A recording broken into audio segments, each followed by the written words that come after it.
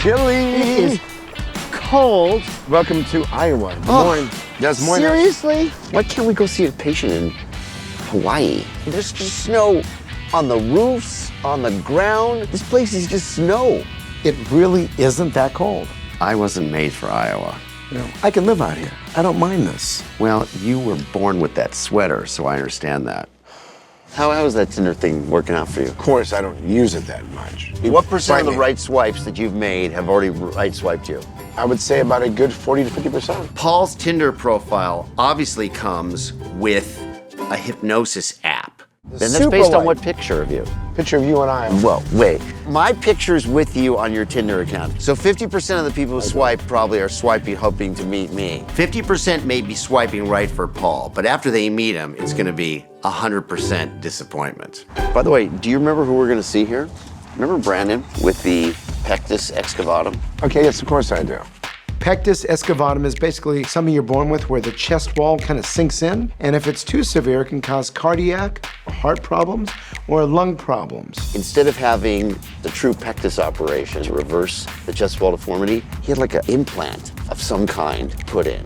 And what's going on now is he has actually a problem related to the implant, and he still has obviously pectus. This is a very complicated problem. Okay, well, here we are. We're pulling out.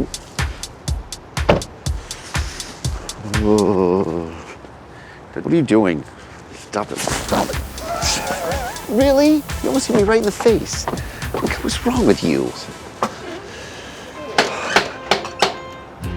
Hello. Brandon. Brandon, well, you're pretty short. Yeah.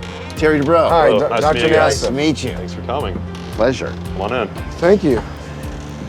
How are you, Dr. Good. Nassif? Nice to meet you. I'm Lisa, Brandon's sister. Brandon's sister. Terry Dubrow, nice to Hi, meet I'm you. Allison. I'm Who's the Brandon's little baby? wife. This is our daughter, Mackenzie. Oh, she's awake. It's a pretty surreal feeling having them here. These are some pretty well-known doctors, and here they are, not only in Iowa, but they're here in my house. How old were you when you first heard the diagnosis pectus excavatum? I was actually about 19. 19. So what did you think was going on before that, or what did the doctors tell you? Nobody ever made any mention about my chest Pediatrician, being an nothing? issue, no. I'm surprised a pediatrician would miss pectus excavatum, particularly when you consider he's applying a stethoscope to the chest all the time.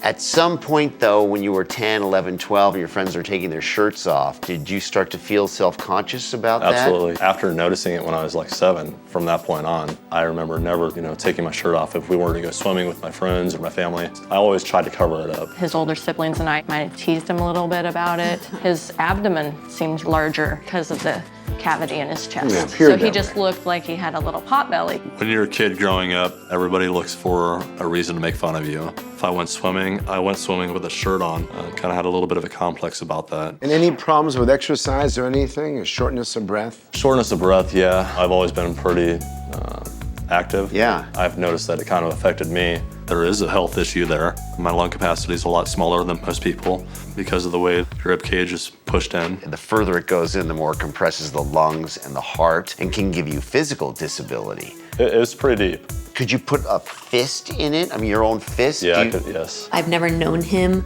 without his implant, so I've never seen the severity. That's mind-boggling. But at some point you thought, I want to do something about this, right? Right. Because you're 18, 19, 20 and you're dating and you're a good-looking, big, athletic guy. I meet up with this plastic surgeon, have an implant made and put in.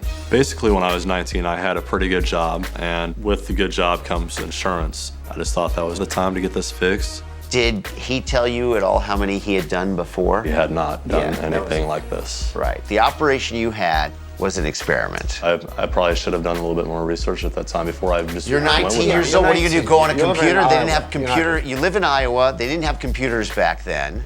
I mean, a doctor says, hey, this is a less invasive procedure. It's not your fault. I mean, you're gonna do it. Of course you're Yeah. going to do it. It's amazing there's no internet, and basically we live on these devices. I mean, this guy's got Tinder attached to his hip every minute of the day now, right swiping.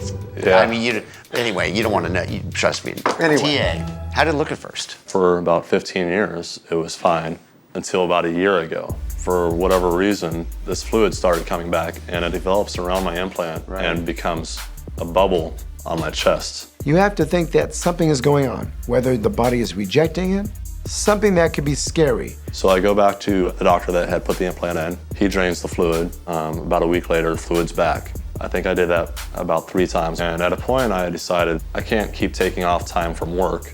I can do it myself. So I ordered some syringes online. There are so many things wrong with practicing medicine on yourself. Right below his chest wall are those things we like to call the lungs, the heart. You stick one of those with that needle and it's over. So you're doing it now every what? At the very least, once a week. Once a week, and how much And, comes out weekly? It's about 130 cc's. Wow. 130 cc's, that's about 5 fluid ounces. That's like a glass of wine. This thing needs to be treated. It needs to be taken out. I want it out. I want him to be around for our Yeah. daughter. The worst case scenario, they could open up his chest and find who knows what. There's so many unknowns in surgeries. It's very scary to think about and to process. Apart from fixing your acute problem with fluid and so on, what would you like to have happen? A chest that I can be happy with. Ideally, get rid of the fluid collection problem and fix the pectus. Right. Yeah? Right. I actually read that life expectancy for somebody with pectus excavatum is 35 to 40 years old because the aorta in your heart can rupture at any point. We really need to see what's going on. Absolutely, I think we can make that happen. Right? Yeah, very good, sounds Right. good. Hearing the truth is scary, but having finally found a doctor that's gonna tell me the truth and give me all of the scenarios, I appreciate that. It's what I needed to hear. So let's see what's going on. Do me a favor, sit up tall. The outline of the implant is like this, and then it stops. Nope, it comes all the way down here. If you didn't tell me there was fluid in here, I would think this was just implant. The longer I go without draining it, the harder it gets because the pressure. Way But smaller, when you feel huh? this right now, it feels like inside that capsule, it is filled with me. You can tell it's tense. Yeah. So when you put a foreign body in a human, the body puts a very fine layer of collagen around it, and it does that within 72 hours. The fact that you've aspirated it yourself probably between 50 and 60 times, your capsule is gonna be very, very, very thick. Brandon's chest is like one of those Russian nesting dolls. As you pull one piece off, there's another piece just below it. You have a problem that, by the way, this could spread to local tissues. Your heart's a little bit close to this. Yeah, That's pretty scary. it is scary, by the way. All of this is kind of scary. Obviously a little bit worried, for my life. So this is what I'd like to do. I'm not that comfortable draining this because this is the kind of thing I would send you to the radiologist and have him do it under ultrasonic guidance. But if you're gonna do this anyway, you might wanna use my stuff, which is sterile, okay? Because I wanna look at the quality of the fluid and I wanna take some of the fluid back. While Paul and I are here to examine Brandon, I think it's important we see how he's been aspirating the fluid from his chest. It may give us some clues as to what's going on inside of the pocket. So this is betadine, and this will sterilize. You ready? Yeah. I have never watched Brandon actually drain his implant. The whole needles, blood, pus thing, it's scary. I would call that cloudy. Cloudy means white blood cells, which means infection. This is a major disaster waiting to happen. I propose 2 stages. Stage 1, take out the implant, clean out the fluid, and take out the capsule surrounding the implant. Then, the Nuss procedure, which is a bar that's put in. I'm sure you've looked this up. I have, yes. It's a bar and it just pops the thing out. Do this. Yeah. Get it out. We're gonna put you on a fast track, okay? Don't you agree? I think it's a great idea. Yes. Absolutely, sounds like a great plan. Thanks for welcoming us in your home. Thanks for Thank having you. me. Thank you very much. If Mackenzie could say anything, I think she would really be thankful that the doctors came here and they're gonna fix her daddy. That was a lot different than I thought it was gonna be. First of all, he's got an acute infection. We need to fast forward him, move him to the front of the line, and get him out to us. I agree with you 100%. Yeah. Terry! Terry! I need help. So this is something new and different? Terry and I have a romantic adjoining suite together. Terry! What? Do me a favor. Just do a little loving, little bit in the back, and I'll stand right here. Oh my God. Ew, look at this. You don't have to get this right now. Get the back. Oh my God, you're like a monkey. I usually don't trim my back. I just didn't have time to get a wax, so Thank goodness I had my good old buddy Terry. Oh, I think some of this went in my mouth. Ugh. Oh, I think I'm gonna. Oh, no one should ever see that. I think it's time for us to establish a few boundaries here. Would you like to rub it in? No, thank you. No, I'm good. You don't have to rub. No, I'm Just good. put a little bit on my No, back. no, My no. back. My back where you just trimmed. Seriously? Just a little bit. Terry, you do such a good job. I don't think I have to spend any more money in getting this done. I think I'm just gonna come over to your house in Newport Beach and have you do it for me. This may be going too far, huh?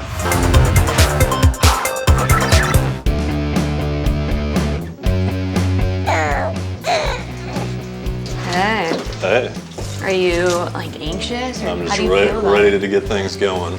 Yeah, me too. I'm excited to finally have this implant taken out that's been in me for 16 years. The most important thing is that the implant comes out so it Yeah. doesn't cause a bigger infection and that you can be around to see everything. Right.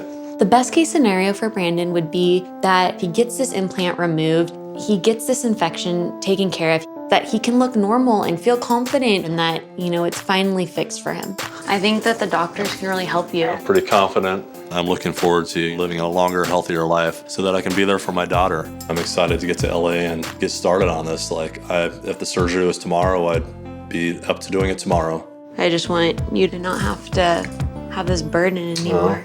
Yeah.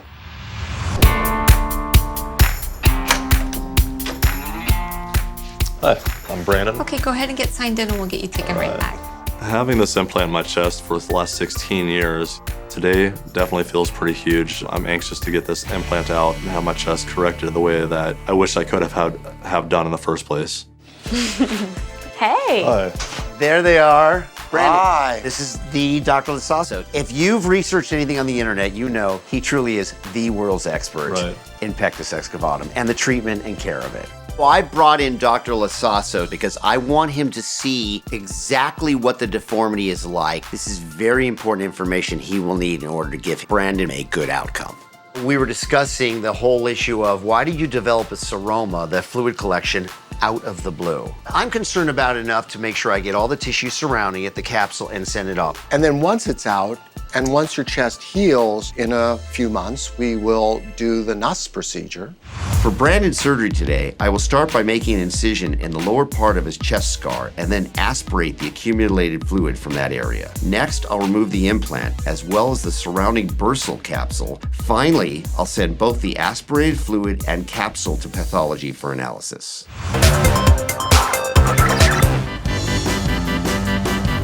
So while we're traveling the country, there's a number of patients who are out there who we'd really like to see and follow to make sure they're still doing well. Well, thank you. Check this out. Is this cool?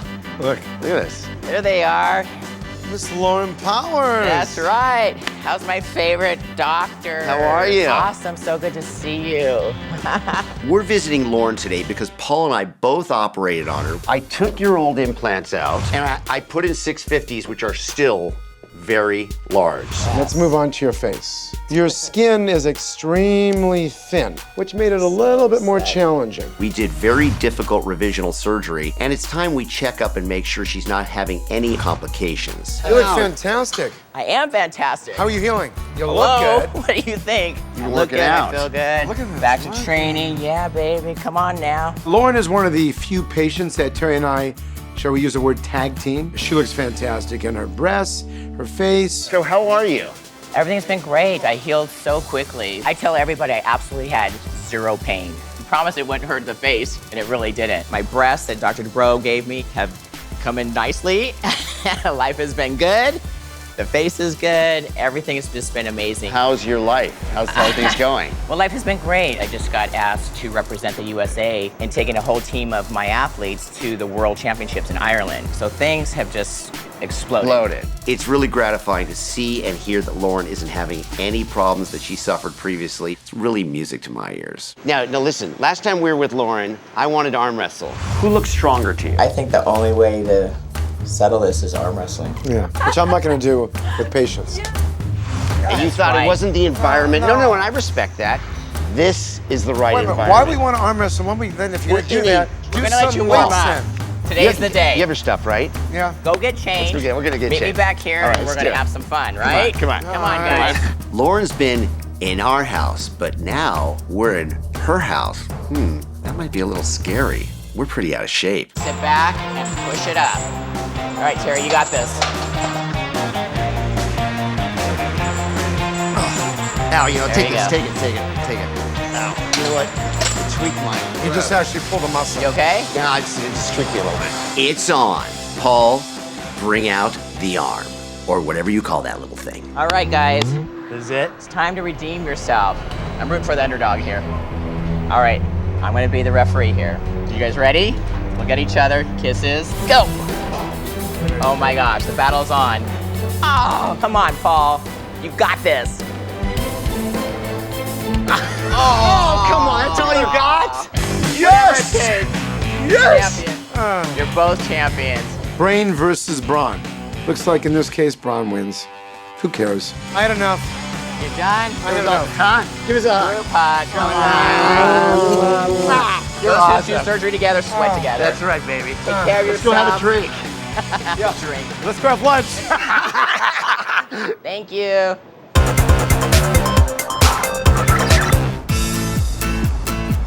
Hi. There they are. Good morning. Hi, Brandon. Nice to see you. Here we are. Here we are. We made it.